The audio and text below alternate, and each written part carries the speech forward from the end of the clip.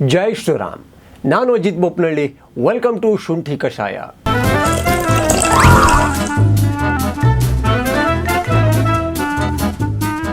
ಅಂತೂ ಇಂತೂ world cup ಮುಗೀತು. ಭಾರತಕ್ಕೆ ಮತ್ತೊಂದು ಸಲ back to back world cup ಅಂತೂ ಸಿಕ್ತು.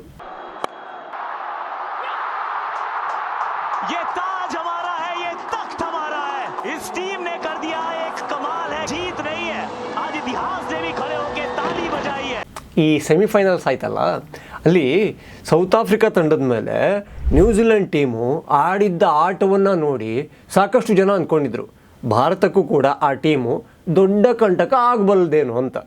ಅದು ಲೆಕ್ಕಾಚಾರ ಅಷ್ಟೇ ಆಗಿತ್ತು. ಆದರೆ ಅದು ಕೆಲವರ ಆಸೆ ಕೂಡ ಆಗಿತ್ತು.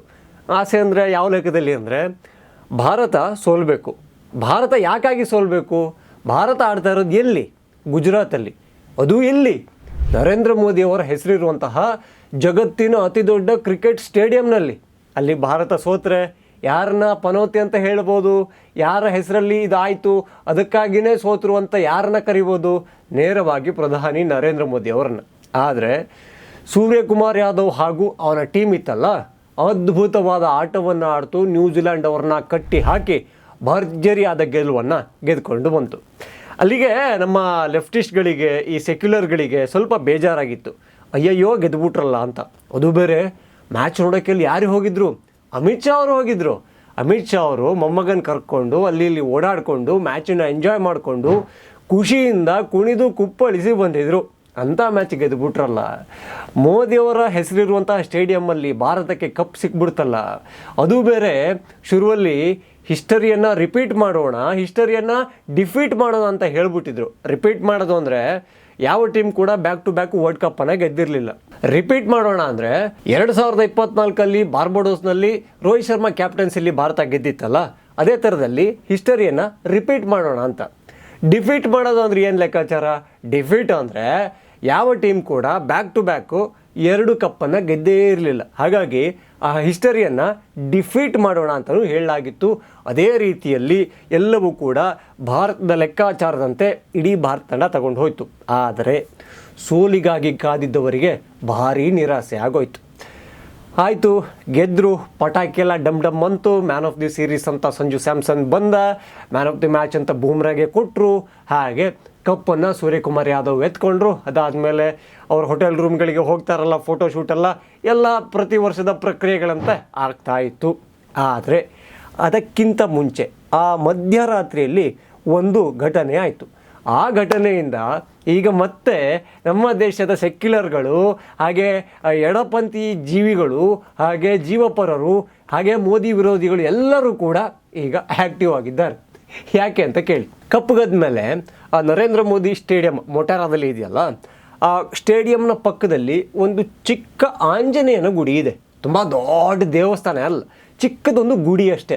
ಬಟ್ ಅದು ತುಂಬ ಶಕ್ತಿಶಾಲಿ ಗುಡಿ ಅಂತೆ. ಅಂದರೆ ಈ ಆಂಜನೇಯನ ಬಾಲರೂಪ ಅಂತ ಕರೀತಾರಲ್ಲ, ಆಂಜನೇಯ ಶಿಶುವಾಗಿದ್ದಾಗ ಆ ಥರದ್ದೊಂದು ಅಲ್ಲಿ ಮೂರ್ತಿ ಇದೆ.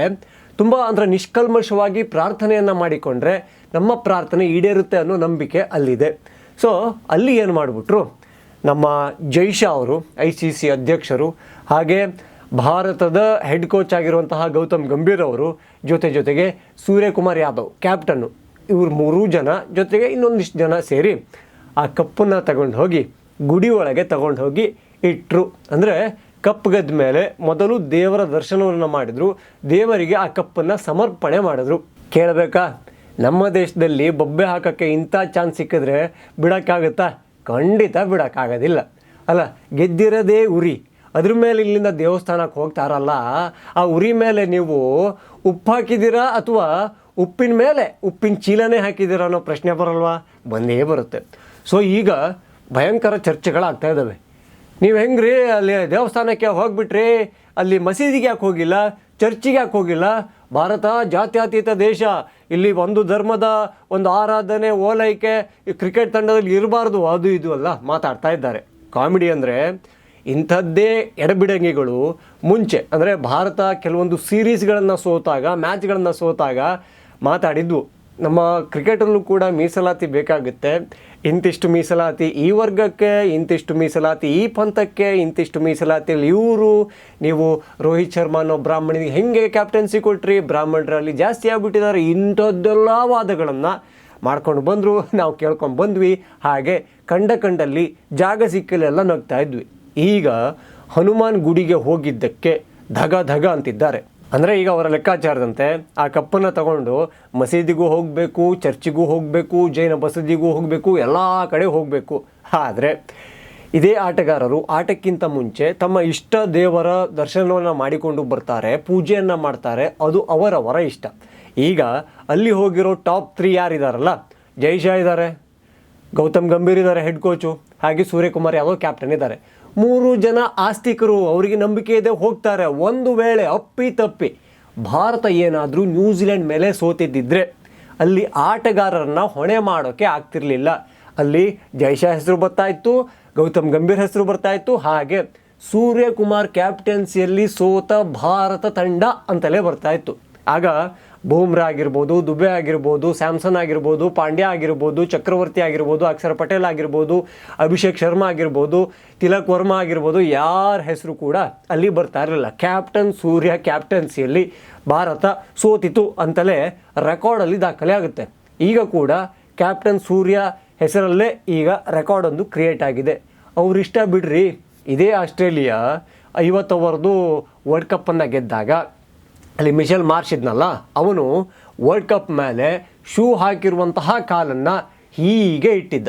ಅದನ್ನು ಇಟ್ಟು ಈ ಥರ ಪೋಸನ್ನು ಕೊಟ್ಟಿದ್ದ. ಅದು ಭಾರತೀಯರಿಗೆ ಸೋತ ನೋವು ಒಂದು ಕಡೆ, ಅದನ್ನು ನೋಡಿ ಒಂಥರ ಕೋಪ ಕೂಡ ಬಂದಿತ್ತು. ಯಾಕೆಂದರೆ ನಮ್ಮಲ್ಲಿ ಕೆಲವನ್ನ ಅದು ಸಾಮಾನ್ಯ ವಸ್ತು ಅಂತ ನೋಡೋದಿಲ್ಲ. ವರ್ಲ್ಡ್ ಕಪ್ ಅನ್ನೋದು ಅಲ್ಲಿ ಭಾರತ ಕ್ರಿಕೆಟ್ ತಂಡದ ಕನಸು ಮಾತ್ರ ಅಲ್ಲ, ಇಡೀ ಭಾರತದ ಕನಸಾಗಿತ್ತು. ಸೊ ಅದಕ್ಕೋಸ್ಕರ ನಮ್ಮ ತಂಡ ಹಾಕಿರುವಂತಹ ಶ್ರಮ ನಮ್ಮ ಕಣ್ಣೆದುರಿಗೆ ಕಾಣ್ತಾ ಇತ್ತು. ರಿಸಲ್ಟ್ ಒಂದು ಬರಲಪ್ಪ, ಪಾಸಿಟಿವ್ ಆಗೇ ಇರಲಪ್ಪ ಅಂತ ದೇವರನ್ನು ಕೇಳಿಕೊಳ್ಳಲಾಗ್ತಾ ಇತ್ತು. ಎಷ್ಟೋ ಕಡೆಗಳಲ್ಲಿ ಹೋಮ ಹವನಗಳು ಭಾರತ ತಂಡ ಗೆಲ್ಲೋದಕ್ಕೆ ಆಗ್ತಾ ಇತ್ತು. ಸೊ ಹೀಗಾಗಿ ಇಂಥ ಜಾಗದಲ್ಲಿ ಅಲ್ಲಿ ಆಸ್ಟ್ರೇಲಿಯಾ ದೌಲತ್ತನ್ನು ಮಾಡುತ್ತೆ, ಬಟ್ ನಾವು ಅದರಲ್ಲಿ ವರ್ಲ್ಡ್ ಕಪ್ಪಲ್ಲಿ ದೇವರನ್ನು ನೋಡ್ತೀವಿ. ಯಾಕೆಂದರೆ ಭಾರತ ತಂಡದ ಆಟ ಭಾರತೀಯರ ಮೆಂಟಲ್ ಹೆಲ್ತನ್ನು ನಿರ್ಧಾರ ಮಾಡುತ್ತೆ. ಗೊತ್ತಾ ನಿಮಗೆ? ಒಂದು ವೇಳೆ ಸೋತಿದ್ದಿದ್ರೆ ಇವತ್ತು ಒಬ್ಬೊಬ್ಬರು ಮುಖ ನೋಡ್ಕೊಂಡಿರ್ಬೇಕಿತ್ತು, ಮುಖ ಹಿಂಗೆ ಮಾಡ್ಕೊಂಡೇ ಓಡಾಡ್ತಾಯಿದ್ರು. ಆದರೆ ಈಗ ಗೆದ್ದಿದ್ದೀವಿ, ಎಲ್ಲರ ಜೊತೆಗೂ ಖುಷಿಯಾಗಿ ನಕ್ಕೊಂಡು ಮಾತಾಡಿಕೊಂಡು ಓಡಾಡ್ತಾ ಇದ್ದೀವಿ. ಸೊ ಹೀಗಿರುವಾಗ ದೇವರ ಗುಡಿಗೆ ಗೆದ್ದಿರುವ ಕಪ್ಪನ್ನು ತಗೊಂಡು ಹೋದರೆ ನಿಮಗೆ ಯಾಕೆ ಉರಿ ಬೀಳಬೇಕು? ಅದೊಂದು ಪ್ರಶ್ನೆಗೆ ದೇವರಣ್ಣ ನಿಮ್ಮ ಹತ್ರ ಕೂಡ ಉತ್ತರ ಇಲ್ವೇನೋ?